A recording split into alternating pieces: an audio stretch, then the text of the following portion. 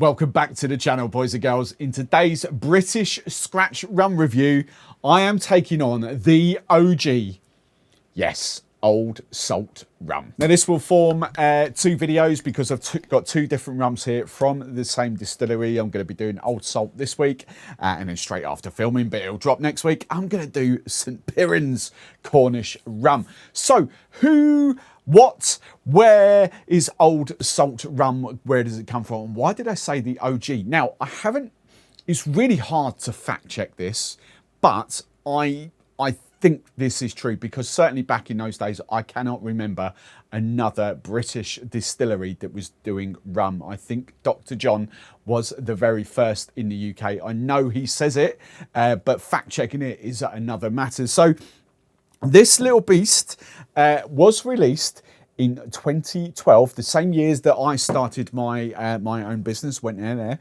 So it's kind of loosely, roughly about the same time that I found them. They made big noise around near me actually, because this distillery in its old previous original guise was actually just literally 10, 15, probably about 15 minutes down the road from where I am now.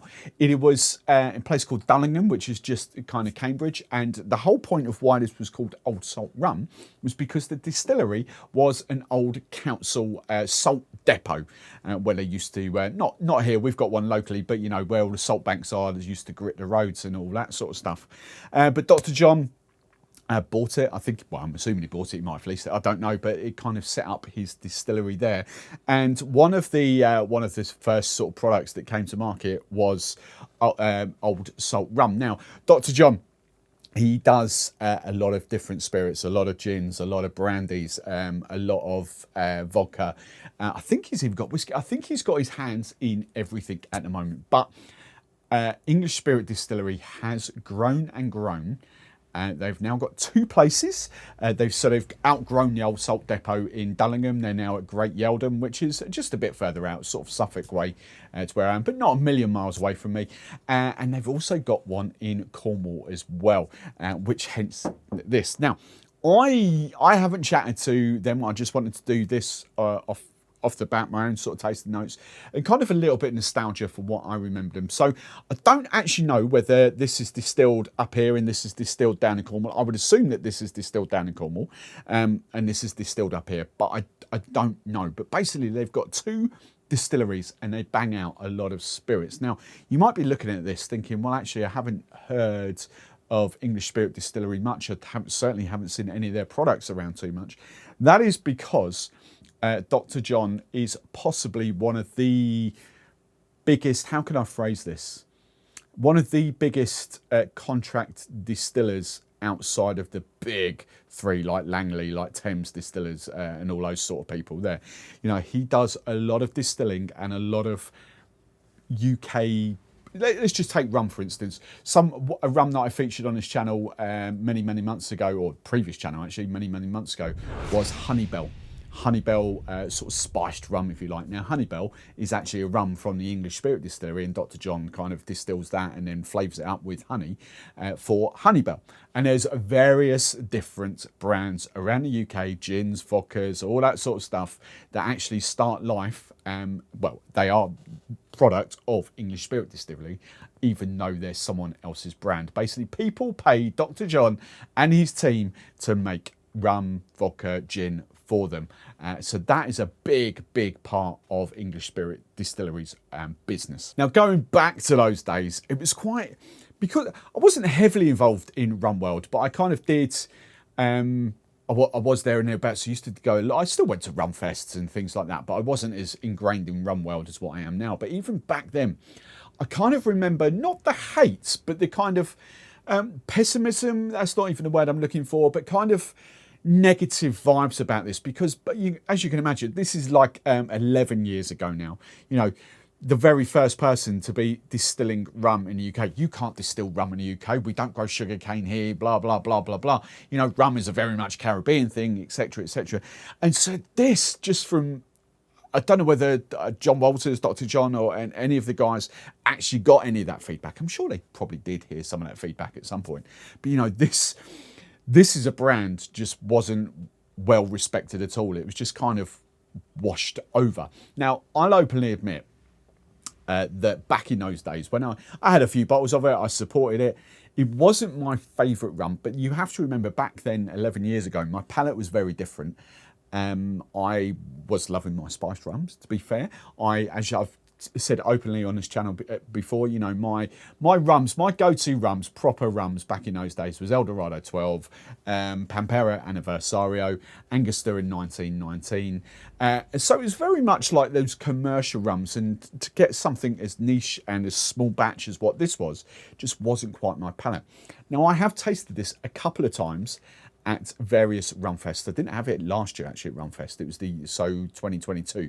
2021 was my last sort of sip of that, and then before that probably would have been 2018 kind of time. So I haven't revisited that much since I first got a bottle. I think it was probably 2013, early 2013, when I first kind of found these guys, because I started my business at the very tail end, or October 2012. Now, without actually physically going to chat, and I will do this, they are on my radar. I will go and talk, hopefully the Cornish one. It depends. I'll try and get Dr. John in there, but I've got some, you know, some stories about funny stories. Like one of the first time I met Dr. John, he gave me some carrot brandy.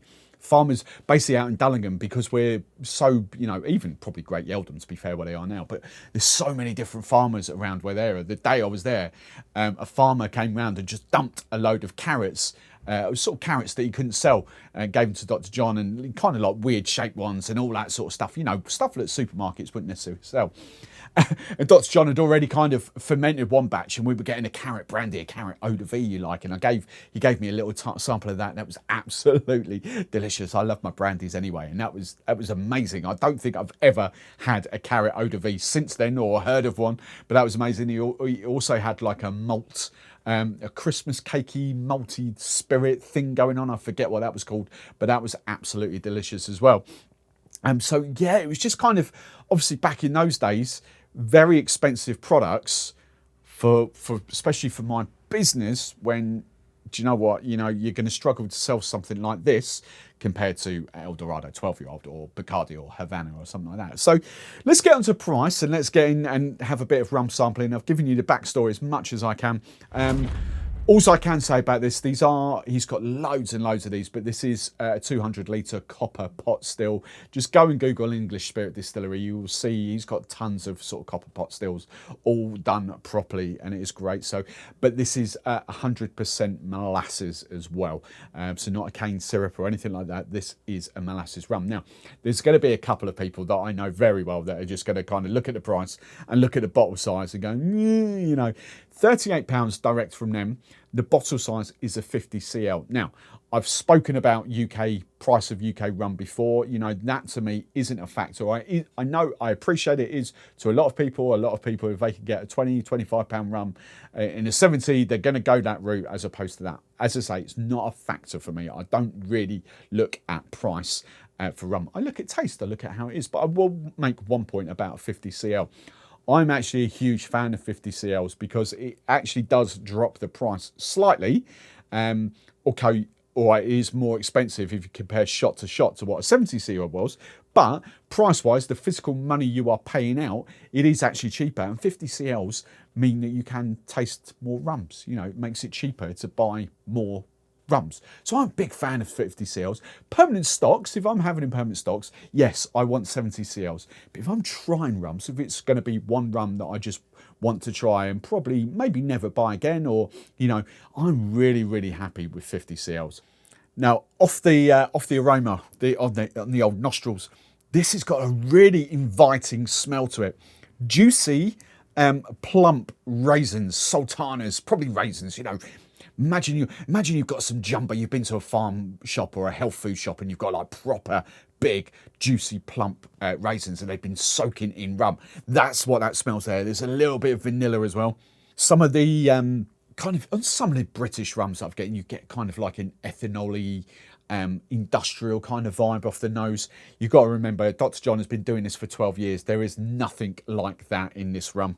Sorry, there's a couple of other facts I should have given you here. 42% ABV. And it is aged, but there is no age statement on there. So it's kind of, I would call it more sort of rested and that. But you know, this colour, I dare say there may be a little bit of colour in there, E150A sort of thing. But as far as I'm aware, I think, don't hold me to it, but I think Dr. John stands by the no additives or no sugar thing. I think he does.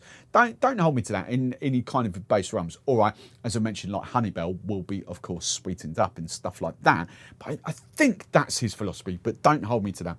But just on, you know, another couple of sniffs here as it's opening out, maybe more caramel than actual vanilla. I thought I went vanilla first off, but I'm probably getting caramel. But there is this sort of banana banoffee vibe going off at the back there, but the big overriding flavour aroma for me is those juicy plump raisins. Now on the taste, I will hazard a hunch that there is absolutely zero sweetness added to this. It's got a lovely roundness. I don't think that's sweet at all.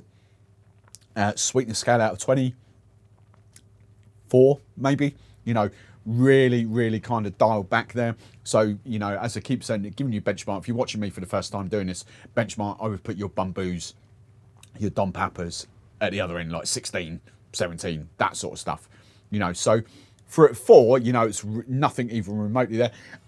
Another sort of thing, Bacardi 8 maybe. Bacardi 8 I might go sort of 8-ish out of 20.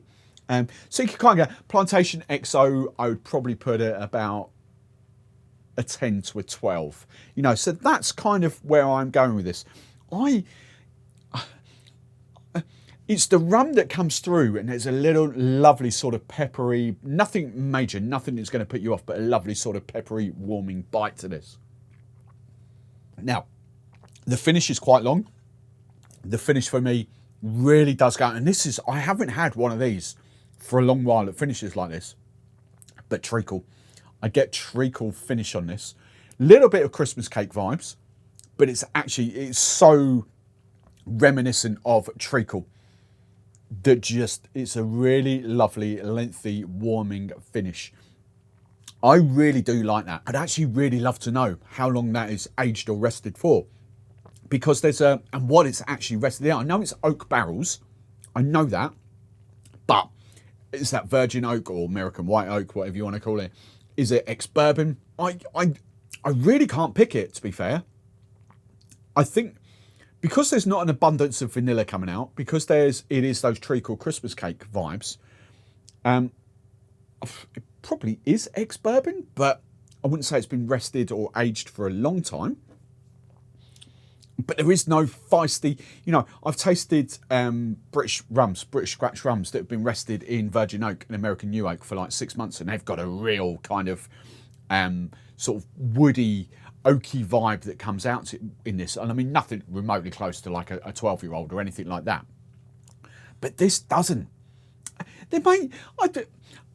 Actually, the more sips I have, the more I kind of want to revisit the sweetness of this, because I actually do think that the sweetness level might be a bit higher than a 4, actually, to be fair.